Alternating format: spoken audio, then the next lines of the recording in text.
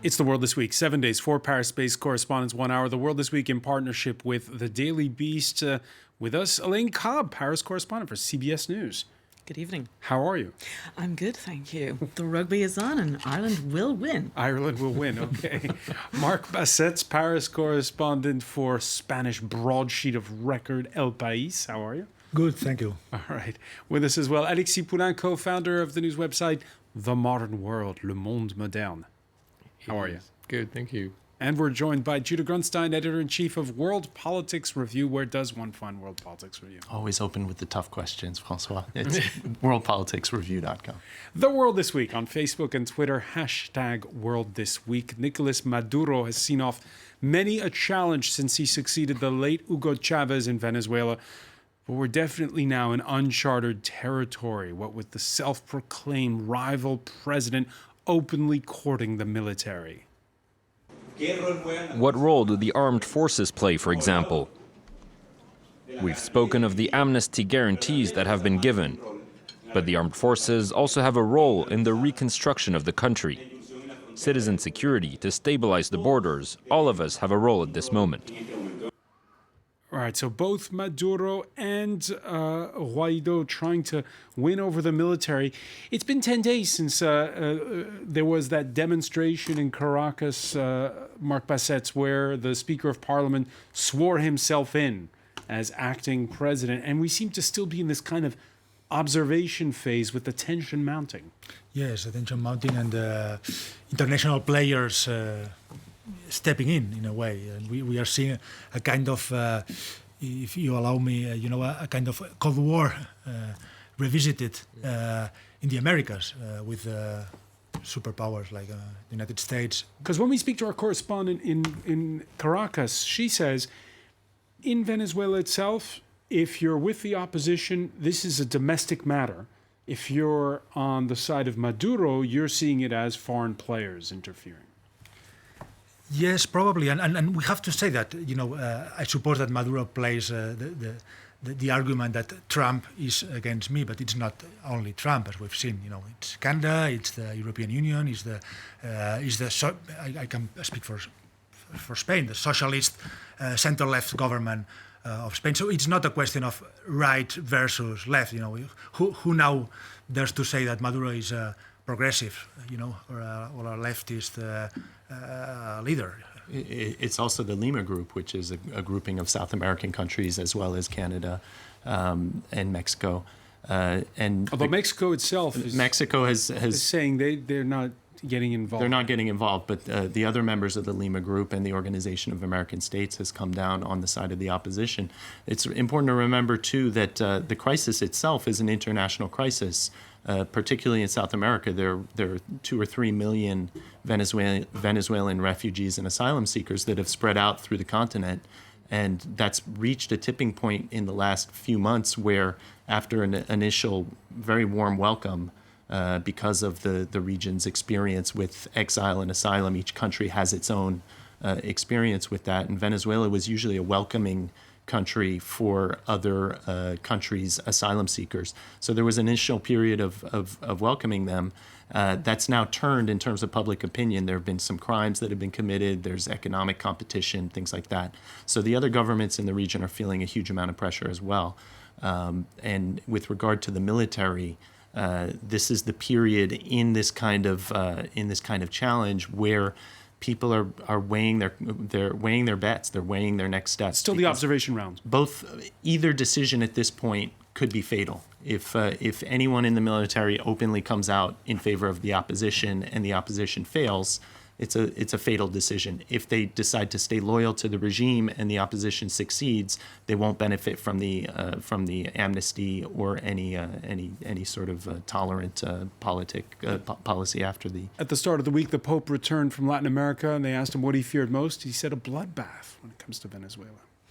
Not impossible, it all remains to be seen, because when you've got that kind of power play where you have a president who's not moving and someone who claims to be president and the military waiting in the wings, and let's not forget huge social inequality and poverty in the country. And Venezuela still has the most confirmed oil resources in the world. It is a rich country, but poor management for years has led to terrible social inequality. I mean, violent crime in Caracas is not new. It's been going on since the 80s and 90s. And all of that is building into the kind of dissatisfaction that is fueling what's happening now. Venezuela's government couching the showdown in simple terms.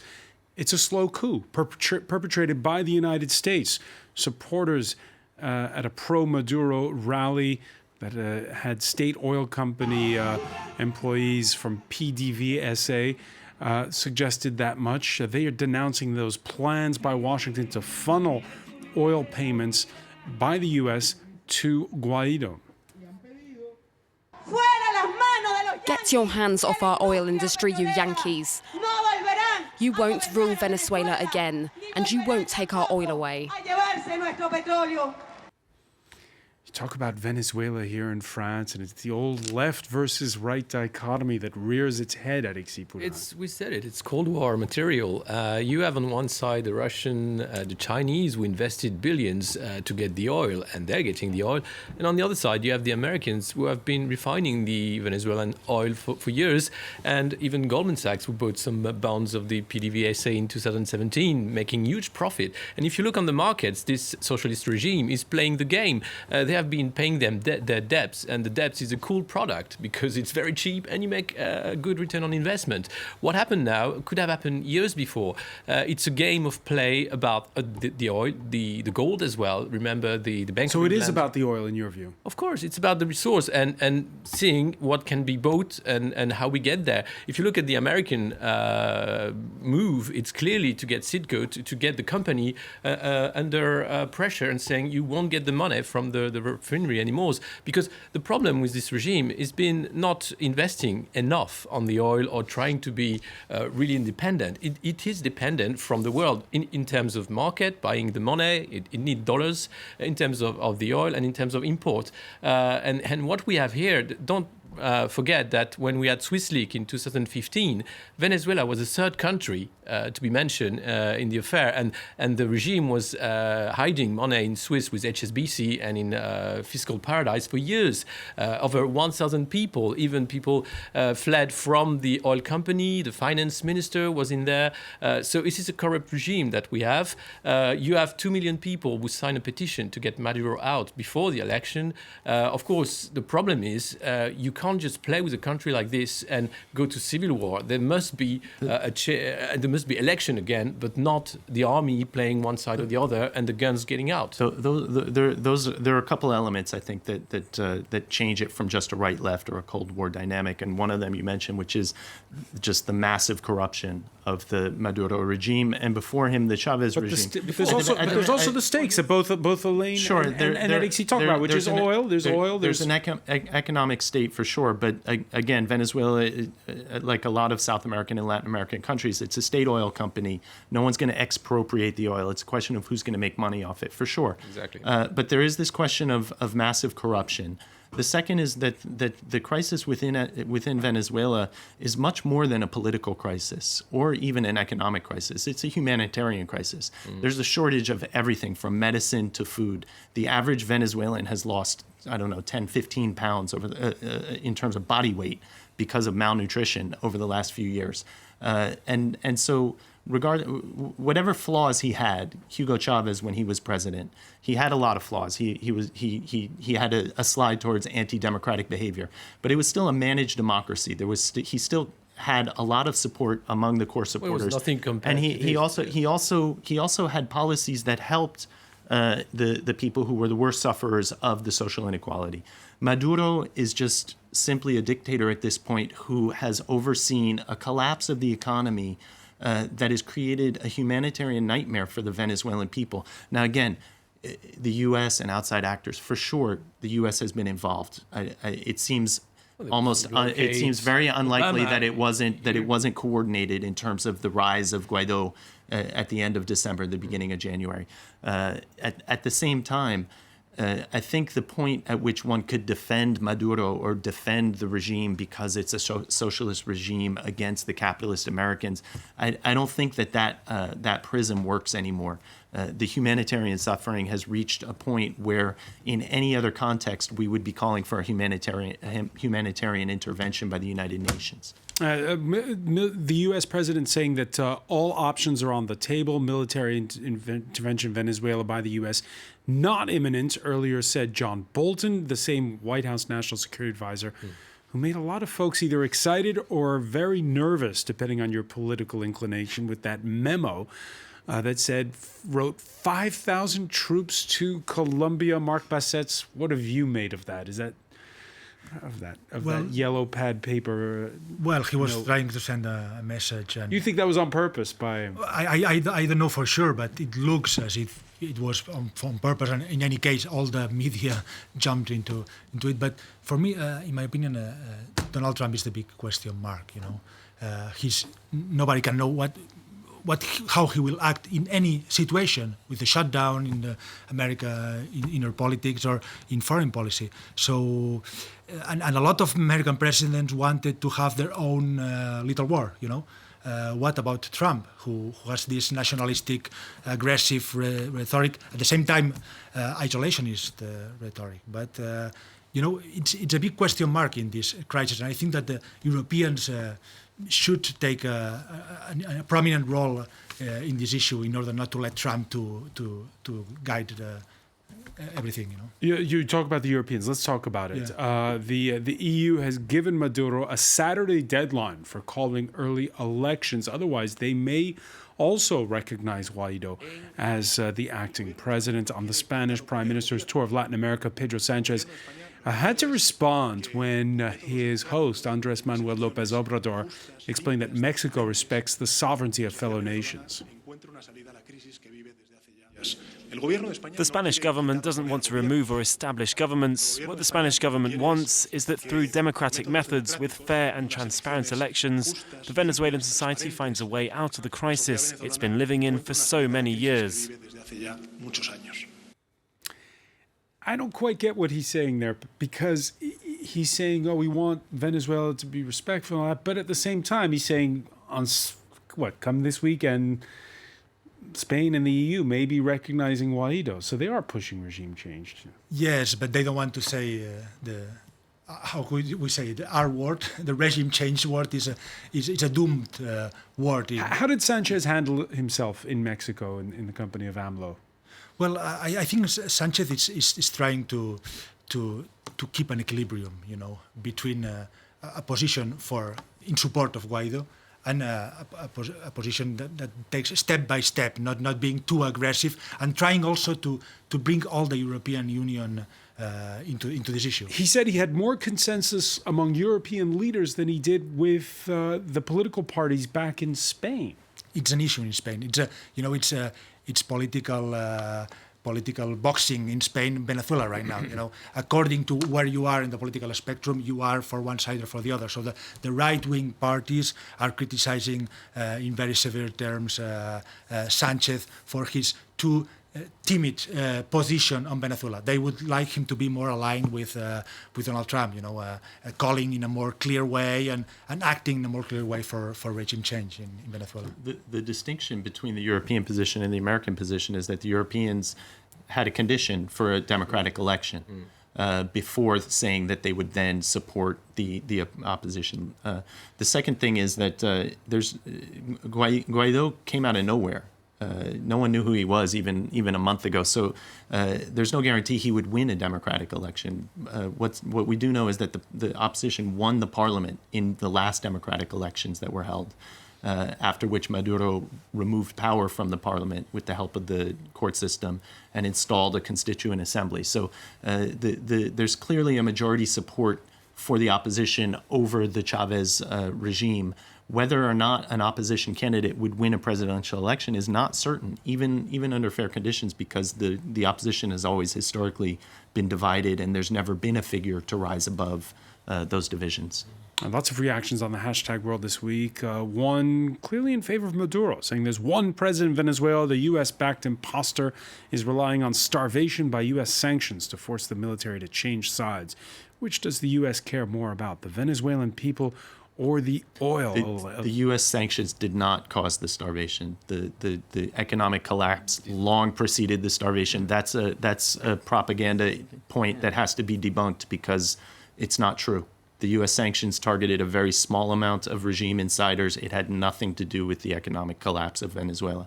Aline Cobb, the EU, is it right to, in effect, it's come this weekend, unless Maduro calls those early elections, will also be recognizing Guaido as the acting president? Well, it's nuanced, and I think it is important to remember that there is still a sitting president and there is an opposition self-declared. And so can Europe just turn around and say, OK, we accept that, and then you have to accept it everywhere it happens? So calling for an election is, if you will, the most reasoned and logical thing to do. Whether or not it will produce the kind of result people might want is, of course, another thing.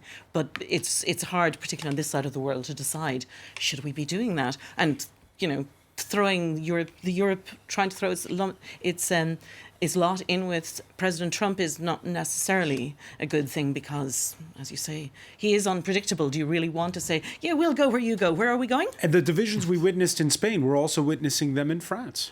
This is true. It's coming across Europe divisions across Europe are happening a lot with various issues and depending on internal politics as well. So.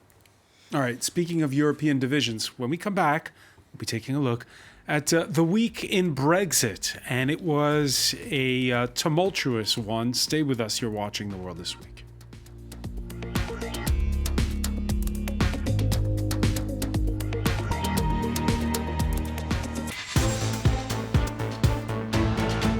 Welcome back, or welcome if you're just joining us. It's The World This Week. The World This Week in partnership with The Daily Beast. With us, Aline Cobb, Paris correspondent for CBS News. Also with us, Marc Bassets, Paris correspondent for Spanish daily newspaper El País. Alexis Poulain, co-founder of the news website The Modern World, Le Monde Moderne. And Jules Grunstein, editor-in-chief of World Politics Review. Now, this was billed as the week when the UK finally gave a clear indication of what it really wants. After the humiliating rejection of her divorce deal, Theresa May rallying both her Conservative Party and the Northern Irish DUP behind a plan to renegotiate terms with Brussels and to keep that land border with Ireland open at all costs. Now, the very same evening, MPs also approving a motion that rejects a no-deal Brexit. AFP Brussels correspondent Dave Clark summed it up in a tweet. British Parliament votes against no deal and against a deal. Marc Bassets, do you understand what happened on Tuesday in the House of Commons? Well, not just on Tuesday. You know, all these stories is getting very difficult to understand. But I think that the British and especially Theresa May, they are playing the game of chicken, as it's said, until the deadline of their Brexit. And there is a lot of confusion to be seen in the next 4 weeks, I suspect. All right, and if we invited Dublin native Aline Cobb, it can only be for one reason, to talk about Gibraltar. There's this whole spat now because the European Council this Friday put out a statement saying Gibraltar is a colony of the British Crown.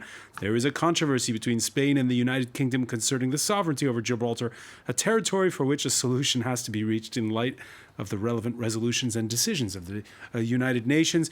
Rejection swift on the part of London. Gibraltar is not a colony and it's completely inappropriate to describe it this way. Gibraltar is a full part of the UK family. Its status was changed in 1972. Yeah, but Gibraltar, interestingly, with the whole Brexit thing, early on, they concluded a deal. The Spaniards were all happy. Everyone said, yeah, that's fine, no problem. And then when they looked at what was happening with the withdrawal agreement, that divorce deal, for Northern Ireland, which had to happen, Gibraltar came back and went, no, wait a minute, not so sure anymore. So, they just copied us on that one. Is this a big deal, this arguing over Gibraltar, whether it's a colony or not? No. It is for Spain, obviously, but you know, It could be a taste of things It's to less of come, right? interest in Ireland Because at the you're moment. going to have, if they're going to try to rehash the Irish backstop, people are saying, oh, well, let's talk fishing rights. Let's talk Gibraltar again. When you're negotiating, there are a couple sort of golden rules of negotiating. Nothing's agreed until everything's agreed. So if you make concessions early, later on, if one of the concessions is walked back, then you have to change the whole deal. And the second, which is a classic negotiating tactic, is when you're negotiating with someone, you think you got a deal, and they say, okay, let me check with the person who makes the decision. And you thought you were negotiating with someone who could make the decision, but all of a sudden it turns out that you can't. And then they come back and they say, well, I'd love to give you what we agreed on, but I can't. So it seems like both sides are doing the first one. Nothing's agreed. Yeah, they're both trying to. UK is trying to change the deal, so the EU says, okay, well, if we're going to change that part of the deal, then we'll have to change other parts of the deal also. And Theresa May is very clearly trying to play the one of, well, I'd love to give you what we agreed on, but I'm not the one who makes the decision. And I think what has been most shocking is that usually the Prime Minister of the United Kingdom makes the decision. And in this case, she doesn't have a majority, and she doesn't have control of even her minority government. And that's what's been so shocking. All right. But if you hear it spun by her own cabinet, it's all part of a secret plan. The negotiations are not over, especially when it comes to, and this was the wording in that resolution about reviewing the Irish backstop, calling for alternative arrangements. Northern Ireland and Ireland. Our commitment to the Belfast Good Friday Agreement is absolute. We don't want to outline the precise details in public, because if we do that, they will be rejected in public, because this is a negotiation. So we need to sit down calmly with our friends in the EU and say, look, there is a way forward. We want to show you how this can work. It will address any concerns you have about the border in Northern Ireland, because we share those concerns. And this is the way that we avoid that no-deal scenario. Are you reassured, Alexis Poulain? There is a plan. It's just they can't talk about the details in public. No, it looks like Disney's snake, in Jungle Book. Like, believe me, it's gonna work. They've had 2 years to talk about that plan, if it was there. And when he says that their commitment to the Irish peace deal is absolute, that is complete and utter nonsense, and has been shown over the past 2 years. The problem with Brexit is that it was a political vote inside the Tory party, inside the Conservative party. There was nothing to do about leaving the EU. There is no plan. It was not thought about. And now you got this vote with a referendum on a too difficult issue. It's too technical. I mean, you can't just, with a magical wand, mend the border or renegotiate. Is it as years binary? of trees. Elaine, is it as binary as it seems? Is it either a choice between respect the will of the people when it comes to Brexit, or respect the 1998 peace deal that ended the troubles in Northern Ireland? It kind of is, because the peace deal cannot be just set aside because they feel like it.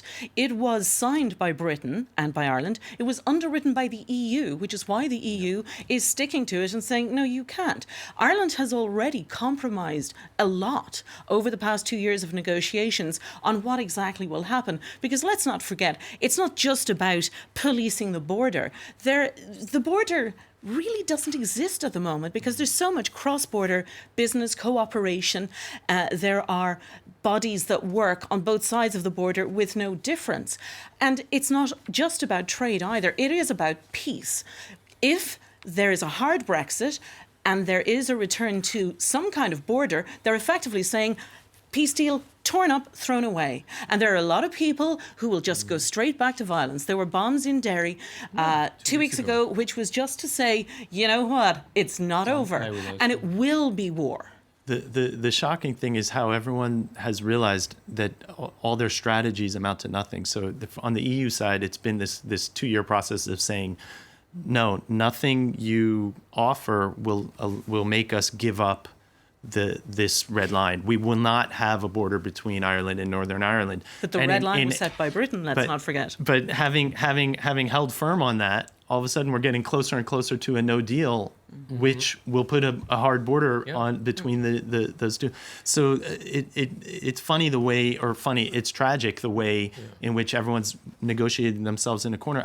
I will say I'm going to try the secret plan technique with a Maserati dealer. I've got a secret plan to pay you if you let me walk off the lot with one. And look, there's less now than 2 months until the UK is scheduled to exit the EU.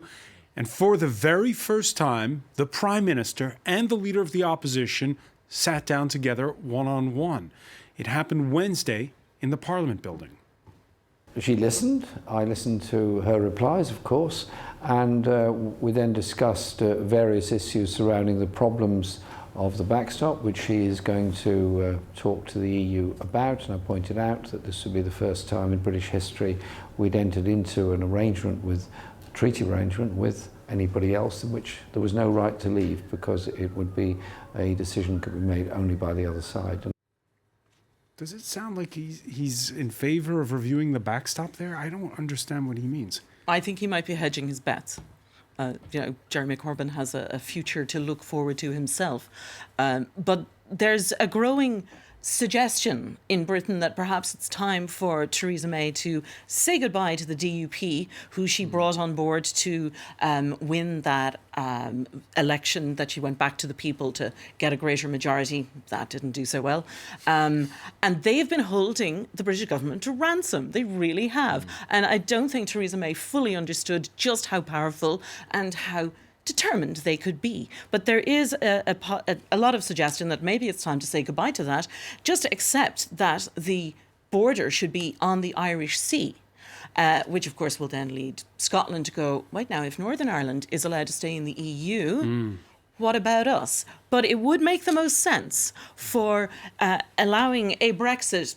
Let's face it, the majority, 6 out of 10 Britons say, we don't really care if Northern Ireland stays in the EU, according to one poll. And others say we really don't care that much about the peace deal either. So they really are not that interested in Ireland. They would really like it to go away. And if she had any sense, she would just let it go. The other irony is that the backstop only kicks in the event that they don't reach a deal. And that on will trade. On trade and the UK's status in terms of trading with the EU. That will be a little problematic in terms of again balancing the will of the people with a practical solution. But the backstop controversy, or the backstop the sticking point, is a hypothetical one until the 2-year negotiating period runs out. Speaking of redrawing the map, the prospect of a U.S. pullout from Syria is forcing friends and foes alike to scramble. Case in point, France, which up to now had a policy of not taking back nationals who'd gone to fight for ISIS. Not so anymore. It goes without saying that if French nationals detained by the Kurds are going to be freed, expelled, then I believe it's in our collective interest to take control of their fate, rather than allowing them to be set free and having no idea where they are. A sound policy, Alexis Poulain? I think so. I mean, because of the withdrawal of the U.S. troops, it changed everything, and the Kurds will be very busy with the Turks coming in the coming weeks. So you can't have all these French jihadists released or fleeing in the desert and trying to come back by their own way. I think it's best to have them judge here in France, in the jury system, and make sure that we also get the intelligence from them, what they've done there, who do they know, and they have a proper fair trial. Problem is, can we get the evidence of what they've done there? Will we get the right trials? Will they be jailed or will they get out? It's a big issue there, but you also have women and kids, and it's all about the issue of what you do of these people. Can they be de-radicalized and stop thinking about fighting in France? France 24's team in eastern Syria covering the fight for that last tiny patch held by ISIS holdouts spoke to one woman who claims to hail from the French city of Tours in the center of the country. C'est soit vous partez et vous êtes à peu près sûr de finir en prison, soit vous restez et vous êtes à peu près sûr de mourir. Donc il y en a qui ont fait moi j'ai fait le choix d'aller en prison, il y en a qui ont fait le choix de mourir. Celles qui veulent retourner en France, c'est pas pour commettre des attentats, c'est pas pour aller tuer je sais pas qui dans un supermarché. Nous si on veut rentrer, c'est pour essayer de retrouver une vie normale. understanding is that that most of the actual French fighters, starting last year, the French special forces began an operation in northeast Syria when the U.S. And the Kurdish forces were really active against ISIS. In 2017, the Wall Street Journal reported that the French hired guns in Iraq to go and summarily kill, to take an inventory of French nationals that were fighting there. So my understanding, and the French special forces are pretty effective. So I would conclude that most of the high value targets have been taken care of. And that really the detainees that they're talking about are women and children and maybe people who weren't necessarily part of the fighting force but were maybe in subsidiary roles, things like that, or don't have a lot of intelligence value. And they were really happy to leave them there with the Kurds until it became clear that it would become a humanitarian question, because the Kurds could have released them, they could have killed them, they could have done a lot of things that these are not combatants. So that would actually be a crime of war and a crime against humanity if you allow your nationals to be, especially children and women who weren't fighting, to be killed. So it became a different problem when the U.S. decided to pull out, because the French are dependent on the U.S. logistically. But let's not forget, the women who went have committed a crime in going to the war zone, so they will be tried for that. And there's the issue of the children. If they were born over there, they're not guilty of going. How can we prove that they were involved in a crime? But on the other hand, as has been said by officials, it's a ticking time bomb. They've grown up only knowing war and hatred for the West. What do you do with them? Put them in detention centres, make sure they're de-radicalised. Legally, what can you do with them? But it's certainly an issue that worries a lot of officials here, and a lot of the public prosecutor's office was very concerned about that. And there's been a bit of political one-upmanship. We've seen, especially from conservative MPs in the French parliament, one of them stating that basically there's a choice between strip them of their citizenship, Marc Basset's, or, quote, eliminate these people. I think that there is some difficulty in some part of the French political society of understanding that they are French, to assume that these people are French citizens, just like all these parliamentarians. And by the way, the woman we heard there, who claims she did not commit any crimes, by the way, she speaks with a flawless French accent. Yes. You said she's from Tours, the center of France. So there is no more Frenchness than this woman. And France must assume, and I think it is in fact assuming, even if there have been some voices criticizing this possible decision, that they are French. They must be tried by a French court, and that's where they belong, probably. The problem doesn't end there, though, because we ran an in-depth article last year about Belgium's experience with imprisoning returning fighters. There's the problem of radicalization within prison, of them becoming vectors by which to spread radicalization, and also this question of not having any evidence of what they did, or not really being able to determine. So there's a number of different problems in terms of sequencing, and the problems don't go away just with a trial. No, that's clear. And that's why in the US you had Guantanamo. It was a sort of a SAS before actually judging, knowing who they are. In France, we don't have exception rule, so they will go into normal jail, and there is this problem, of course. We talk about the scramble for Syria and how political balances are shifting. Thousands of Iranians this Friday packing the mausoleum of the Islamic Republic's founder. It's the 40th anniversary of the return of Ayatollah Khomeini to Tehran from exile in France. His return after 14 years in 1979 would signal the fall of the pro-Western Shah of Iran. The Iranian Revolution would not... it was definitely a watershed a moment. It would not only change Iran, but the entire region. And when you see at this point in time, Elaine Cobb, the United States announcing this sudden pullout, the fact that you have this kind of scramble for Syria unfolding, could we be witnessing another one of these moments when there could be this kind of seminal change in the balance of power in the Mideast?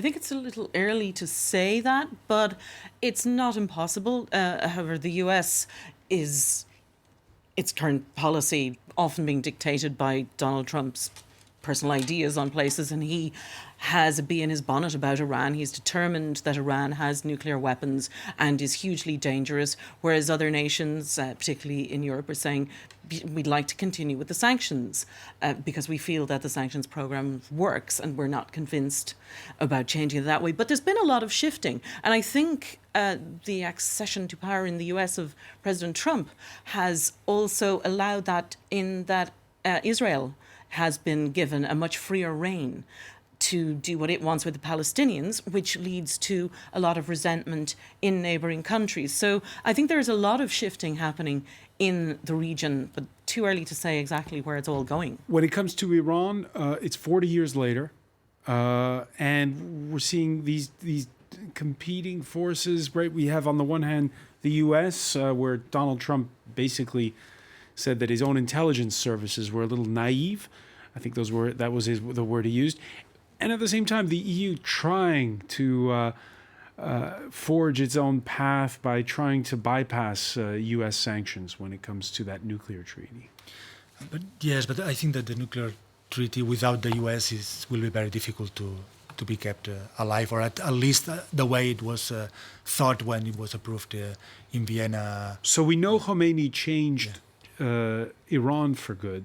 Has he changed the region forever? As a journalist, I have to say that we use too much the term historic. I myself do it. Every week we have a couple or three of historic events. This was really a historic event 40 years ago, because we are living in a world, or the Middle East is living in the world created by this Iranian revolution in terms of oil, of the rise of Islamism. I'm not an expert in this area, but we can say a lot of things that come from this moment. And in the last 15 years after 9/11, the invasion of Iraq, Iran has played an important role in relation to the policies of the United States in Iraq, in Syria. You point the problem here is that Iraq was actually the power here to counterbalance Iran, and with the two Iraq wars, this is gone. Iraq is a very weak country so far, and Iran actually has the full power in the region, and that's where we have the problem. And with the Russian helping, the Hezbollah and all the region, I think it's all down to this. At the same time, the Iranian economy is in near meltdown at this point. They're overextended. I think when in answer to your question, I think that the Middle East is at a historic moment where things are going to change. But I think that what appears on the surface is not necessarily what's going on underneath. It's like an iceberg. And I think Iran, depending on which day of the week or how you look at it, they can look like they're dominating the Middle East. They can also look like a regime on the verge of collapse. And the same could be said for a handful of other countries in the region. One thing I'd say. So journalists are like economists. We're good at predicting the past. It's the easiest prediction to make. All right. We'll leave it there. I want to thank you, Judah Grunstein. I want to thank as well Marc Bassets, Alexis Poulain, Elaine Cobb. Stay with us. Media Watch is next.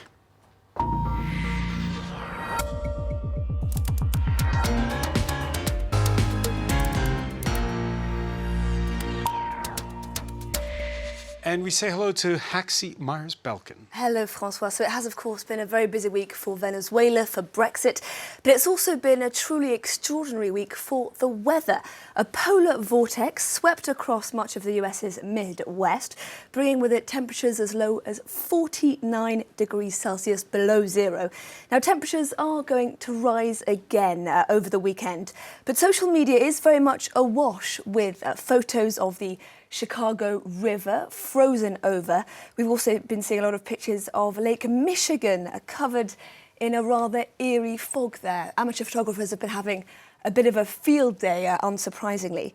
Now, while this cold spell is absolutely mesmerising, it's also extremely dangerous, and no group is more at risk than the homeless. 80,000 people homeless in the city of Chicago alone. Now, social media has been extremely useful in alerting people to their plight, but but also for highlighting acts of kindness.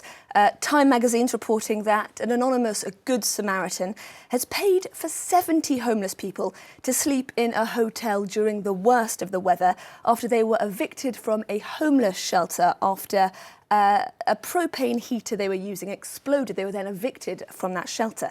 Now, in Cleveland, meanwhile, an initiative called the Wall of Love is growing by the day.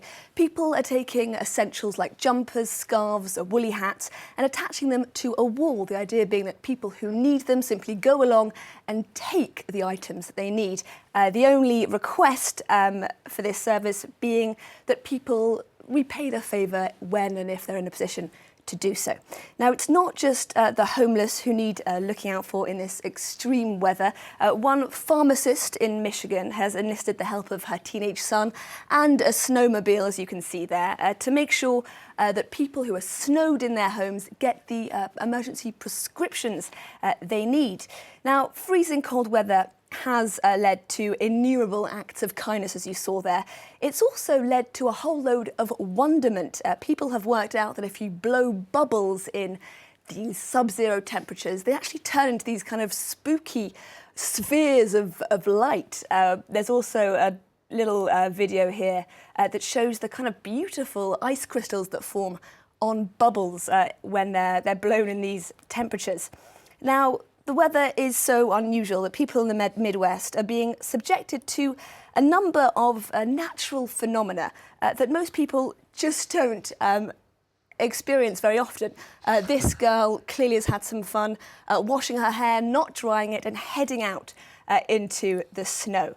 Now, people in Chicago have also been reporting that they've been hearing a series of very loud, booming sounds. Now, obviously very alarming for those people encountering them, but we've been seeing a lot of articles online trying to explain exactly what this phenomenon consists of.